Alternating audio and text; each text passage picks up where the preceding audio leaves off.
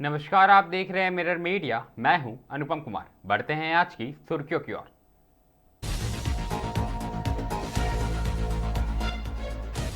Cervical cancer पर प्रहार, धनबाद सदर अस्पताल में शुरू हुआ एचपीवी वैक्सीनेशन सेंटर।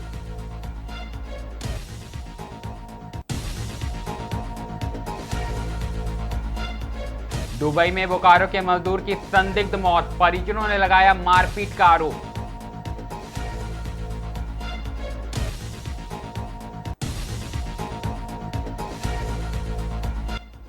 छत्तीस घंटे तक चला आस्था का महासागर, हजारीबाग के ऐतिहासिक रामनवमी जुलूस शांतिपूर्वक संपन्न।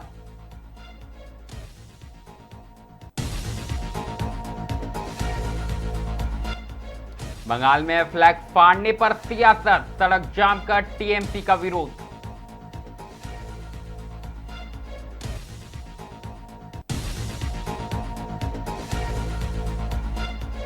वोटर लिस्ट में नाम गायब होने पर खौफ, डर और अवसाद में युवक ने की आत्महत्या।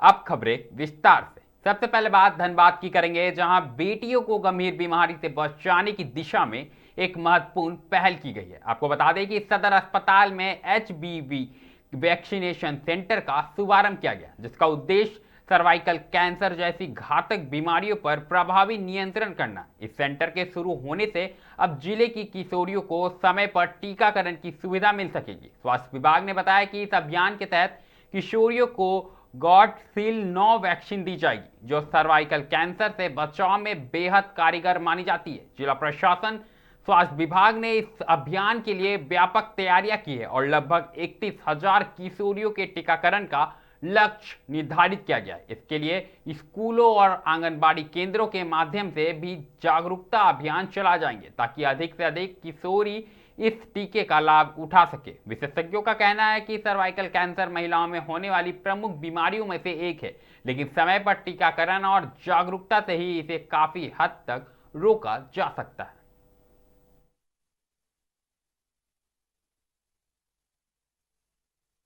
आज हम लोगों ने सदर अस्पताल से एचपीवी वैक्सीन का स्टार्ट किया है। ये 14 वर्ष से ज़्यादा और 15 वर्ष से कम की बच्चियों के लिए है। इस सरकार की तरफ से ये मुहिम स्टार्ट कराया गया है ताकि सर्वाइकल कैंसर का ये वैक्सीन है। इसीलिए आपके माध्यम से सभी बच्चों से अपील होगा कि इस वैक्सीन को लगाएं। और ये हम लोग के सभी सीएचसी और सदर में यानी कुल 9 जगह पर इसका दिया जाएगा। तो जो स्कूल गोइंग स्टूडेंट्स हैं या फिर जो भी उस एज ग्रुप में आते हैं, सभी आए। ये सर्वाइकल कैंसर का डोज है और ये 3 महीने तक चलेगा, तो इनफ टाइम है, सभी लोग यहाँ पर आके ले सकते हैं।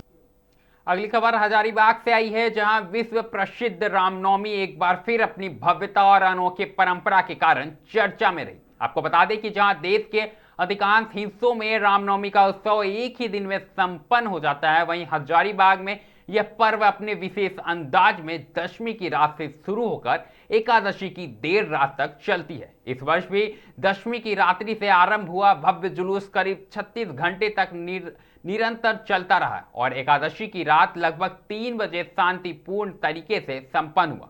इस दौरान पूरे शहर में भक्ति और उत्साह का माहौल देखने को मिला। हजारों की संख्या में श्रद्धालु सड़कों पर उमड़ पड़े और आकर्षक झांकियों ने लोगों का मन मोह लिया। जुलूस में पारंपरिक परंपराओं की झलक देखने को मिली, जहां कई स्थानों पर अखाड़ों द्वारा पारंपरिक हथियारों का प्रदर्शन किया गया। देर रात और लंबे समय तक चलने के बावजूद श्रद्धालुओं के उत्साह में कोई कमी नहीं आई। शहर के विभिन्न चौक चौराहों पर लोगों ने इस ऐतिहासिक आयोजन को अपने मोबाइल कैमरों में कैद किया। जिला प्रशासन ने इस आयोजन को पूरी तरह शांतिपूर्ण और सफल बताया। उपायुक्त सती प्रकाश सिंह और पुलिस अधीक्षक अंजनी अंजन ने कहा कि पूरे आयोजन के दौरान कहीं भी किसी अप्रिय घटना की सूचना नहीं मिली है। उन्होंने इस सफलता का श्रेय प्रशासन, हजारीबाग महासमिति, संरक्षण समिति और सभी सहयोगी संगठनों के संयुक्त प्रयास को दिया। उन्होंने यह भी कहा कि हजारीबाग की रामनवमी ने उन्हें नई सीख दी है और इस परंपरा को देखने का उनका नजरिया और भी व्यापक हुआ है।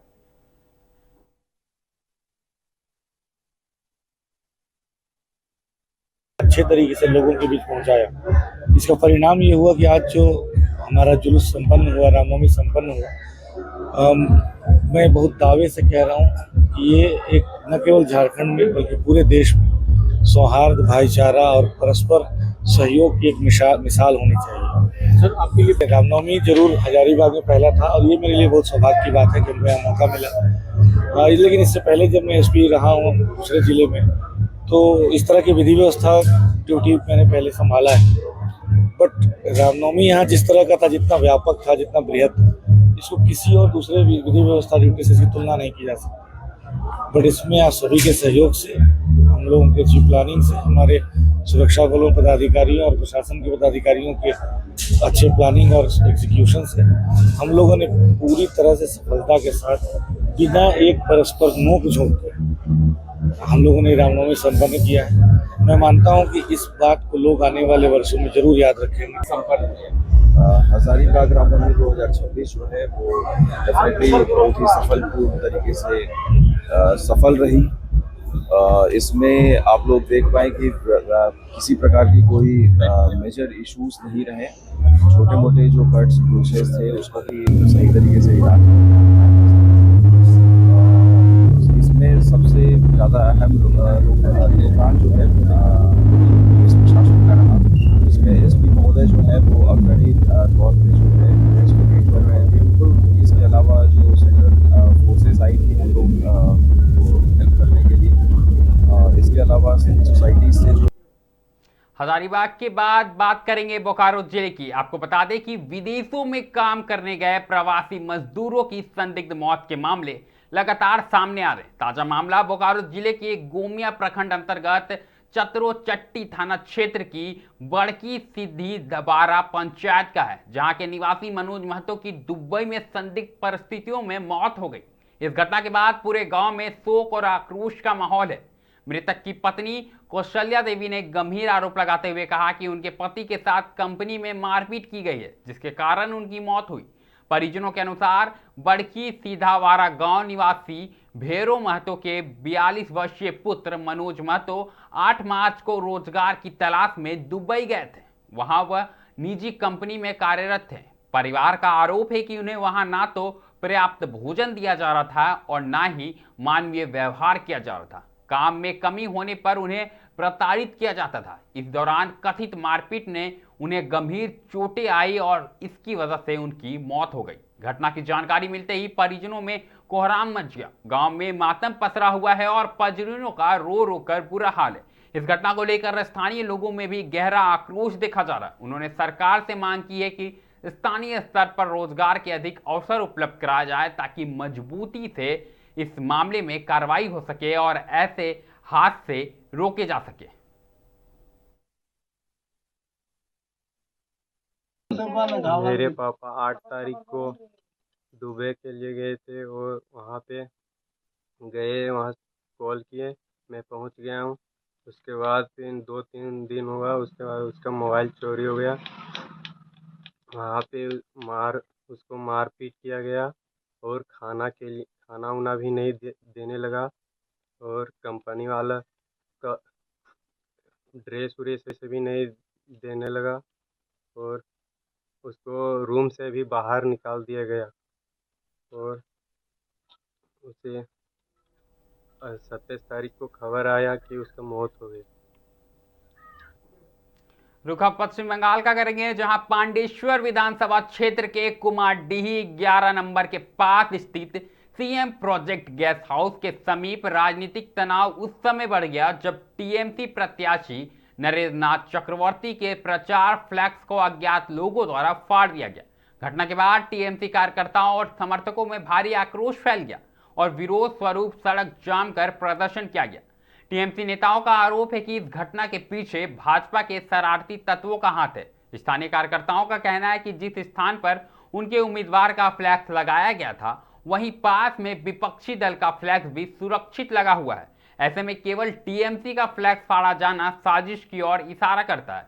क्षेत्रीय अध्यक्ष खोकन मंडल और टीएमसी नेता सुजीत रॉय चौधरी ने घटना की निंदा करते हुए कहा कि उनकी पार्टी इस तरह की नकारात्मक राजनीति में विश्वास नहीं करती। उन्होंने बताया कि घटना को लेकर स्थानीय थाने में शिकायत दर्ज कराई गई है और आवश्यकता पड़ने पर चुनाव आयोग से भी शिकायत की जाएगी। इधर भाजपा मंडल अध्यक्ष सविता बाखड़ी ने सभी आरोपों को सिरे से खारिज करते हुए इसे टीएमसी की साजिश बताया है। उन्होंने कहा कि चुनाव में हार की आशंका से घबराकर टीएमसी खुद इस तरह की घटना कर भाजपा को बदनाम करने का प्रयास कर रही है।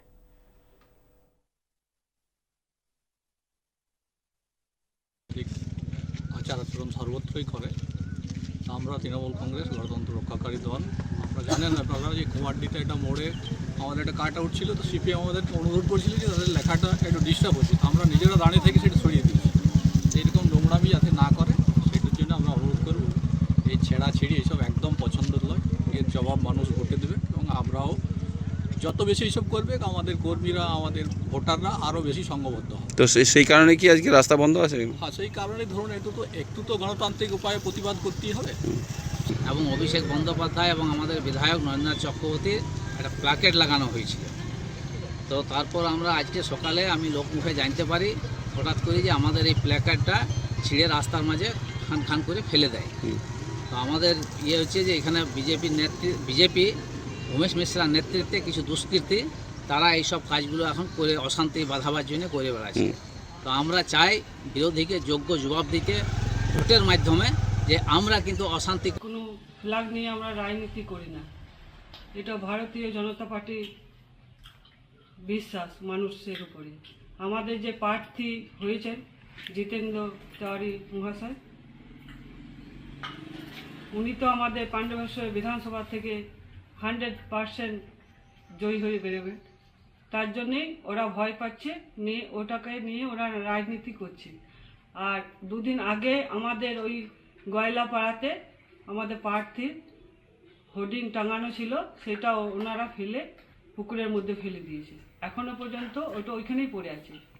ওটার ফটো আমাদের কাছে सब रखा है। अगली खबर भी पश्चिम बंगाल से है, जहां वोटर लिस्ट में नाम शामिल नहीं होने से उपजे मानसिक तनाव ने एक युवक की जान ले ली। आपको बता दें कि कांगड़ा थाना क्षेत्र के मालदीघी ग्राम पंचायत अंतर्गत अंकदरा गांव में 35 वर्षीय खेपा हाजरा की संदिग्ध परिस्थितियों में मौत हो गई। परिजनों का आरोप है कि वोटर लिस्ट में नाम न आने के कारण वह लंबे समय से अवसाद में था और इसी कारण उसने आत्महत्या का कदम उठा लिया। बताया जा रहा है कि खेपा हाजरा का नाम वर्ष 2002 की वोटर सूची में नहीं था, जिसके बाद उसका नाम पेंडिंग सूची में रखा गया था। सुनवाई के बाद भी उसका नाम सप्लीमेंट्री लिस्ट में शामिल नहीं किया गया। इससे वह अपनी नागरिकता को लेकर चिंतित रहने लगा और मानसिक तनाव का शिकार हो गया।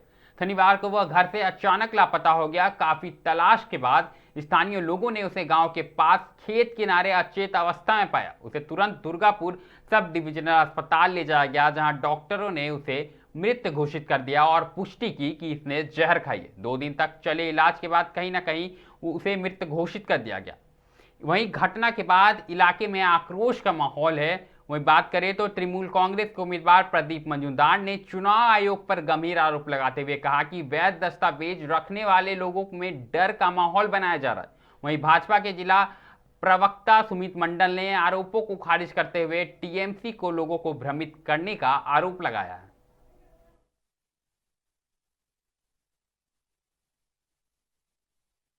শনিবারে সকালে 8টায় কাজে যাব বলে ভয় ভয় করেছিল কতদিন, নিয়ে খেলি ভাত আরে খেয়েছিল না।